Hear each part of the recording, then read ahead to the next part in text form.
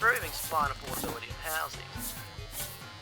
Resolving housing problems is a stated key priority of the current government. The federal budget lays out 6 noteworthy policies to tackle housing problems. Increased rent assistance, investment in housing supply, local and state reforms to increase housing supply, expanding guarantee eligibility, homelessness funding, and social/affordable housing. Commonwealth rent assistance will be increased by 15% to 1.1 million households. Rent assistance is a supplementary payment, meaning it's paid on top of existing social security payments like Jobseeker. This is given to people paying rent to private houses, so it doesn't apply to those living in housing commissions or on their own. Costing $2.7 billion over 5 years, the government's goal is to reduce cost of living pressure for low-income renters by mitigating the effects of increased rents. Government has put forward new changes to house building. First change is increasing the capital works tax deduction, reducing taxes on house renovations for landlords from 2.5 to 4%.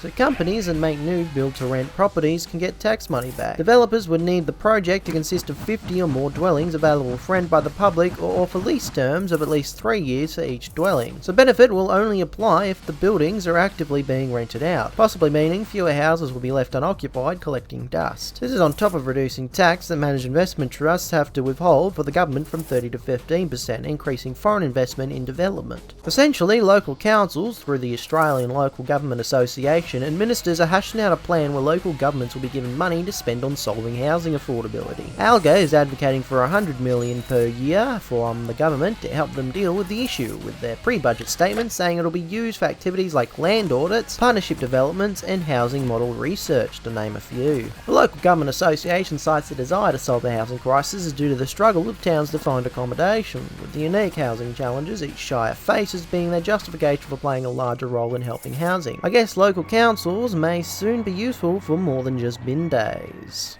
Home guarantees are Australian government initiatives that allow eligible people to have part of their loan guaranteed by the government through the National Housing Finance and Investment Corporation, or NHFIC, allowing you to get a home loan for a deposit as small as 5%. The government intends to expand guarantees for first-home and regional first-home buyers. Now, any two borrowers, even those not in a relationship, can apply for a first-home guarantee, along with those who own property in the past but haven't for 10 years. Family home guarantees are also expanded to single legal guardians of children rather than just biological parents.